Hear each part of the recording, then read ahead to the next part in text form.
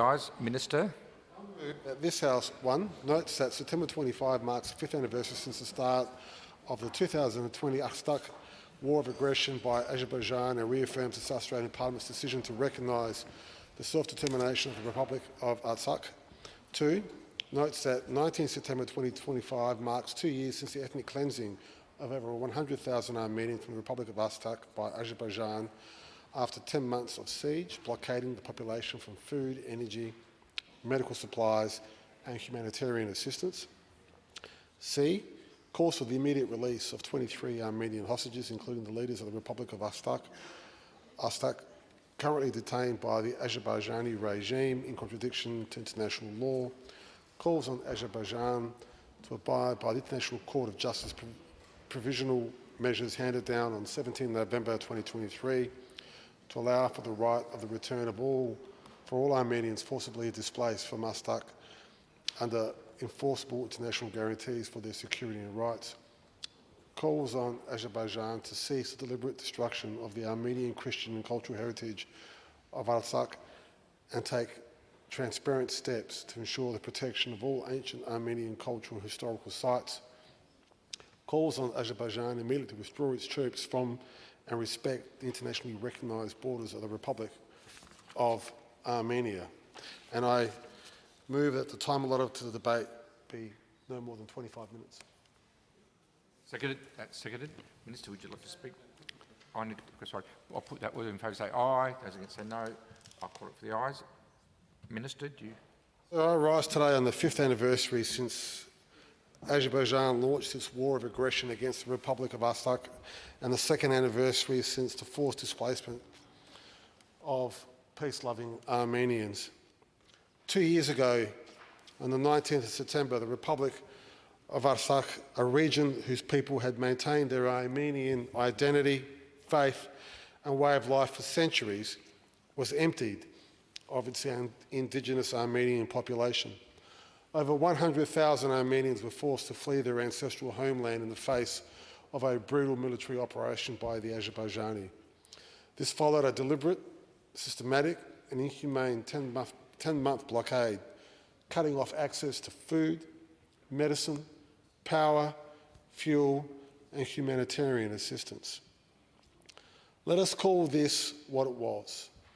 Not a military victory, not a diplomatic resolution, but an act of ethnic cleansing, carried out in broad daylight with the world watching and with devastating consequences for an entire population. As an Australian of Greek heritage, I feel this tragedy deeply. Greeks and Armenians have a shared history, not only of cultural richness and civilisation, but also of suffering, often at the hands of the same empires and the same ideologies of ethnic supremacy and the same silence from the rest of the world.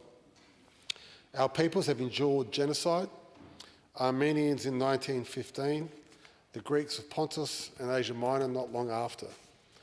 We remember the forced marches, the destroyed and desecrated churches, the cultural erasure and the world's indifference. That shared trauma is part of a bond between our communities.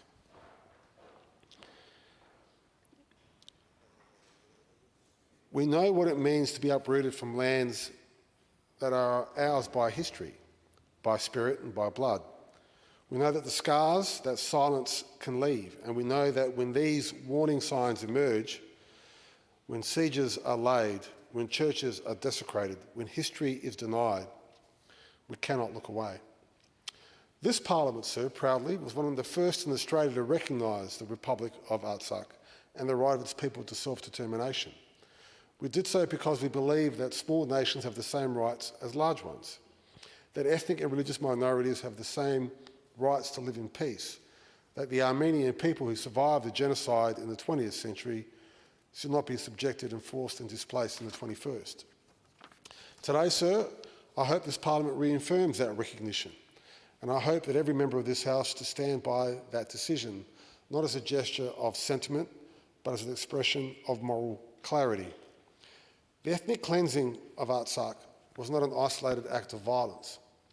It was the result of a sustained, calculated campaign, a 10-month siege of the Lakan corridor, the starvation of civilians, the silencing of journalists, human rights observers, the razing of homes and churches, and now the continued imprisonment of political prisoners.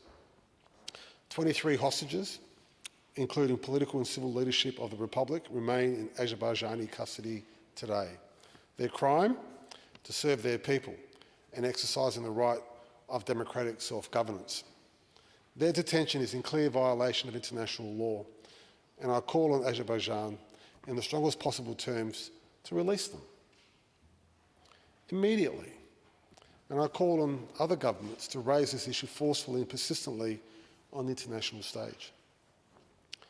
Mr. Speaker, Mr. Deputy Speaker, justice doesn't end with freedom for the imprisoned. True justice means the right of return. The Armenians of Artsakh must be allowed to return to their homeland, not as refugees, not as guests, but as the rightful citizens under international protection. International Court of Justice ruled on 17 November 2023 that Azerbaijan must take all measures to protect the rights of displaced Armenians. These provisional measures must be enforced. We cannot allow international law to become a set of empty words. Let me speak plainly, Mr. Deputy Speaker, about Azerbaijan's ongoing destruction of Armenian Christian and cultural heritage in Artsakh. Ancient churches, cemeteries, monasteries and monuments, some older than the modern Azerbaijan itself, are being destroyed. This is cultural cleansing, a war not just on people, but on memory, faith and identity. I cannot help but recall the desecration of Orthodox sites in Cyprus and Asia Minor and northern Syria, where Christian civilization was wiped away to serve political ends. These acts are simply not crimes against history, they are preludes to crimes against humanity. We cannot allow this to happen again in silence. We cannot allow history to repeat itself. I call on Azerbaijan to cease all its acts of cultural destruction and to permit the unfettered international access to the heritage sites across the region. Mr. Speaker, this Parliament must also be clear in its opposition to any further Azerbaijani aggression against the Republic of Armenia itself. Over the past 2 years, troops have repeatedly violated Armenia's internationally recognised borders, establishing illegal outposts and advancing into sovereign Armenian territory. These provocations are not just regional matters, they are violations of the UN Charter and threats to international peace and security. I call on Azerbaijan to immediately withdraw its troops and respect the territorial integrity of the Republic of Armenia. And I call on the international community to take meaningful steps to deter further aggression. Mr. Speaker, remember the mothers who carried their children through mountain roads, away from burning villages. We must remember the elderly who died, waiting in line for bread that never came. We must remember the people of Artsakh, who only wanted to live in peace, and whose lives were shattered because of who they were and where they lived. My speech, sir, could be substituted for many people, even today. That's why it is important, yes, that's why it is important that we call out this behaviour, sir. Today, let this Parliament be clear and stand with the people of Artsakh. We stand with the Armenian community. We stand with all the people who refuse to let history's darkest chapters repeat themselves.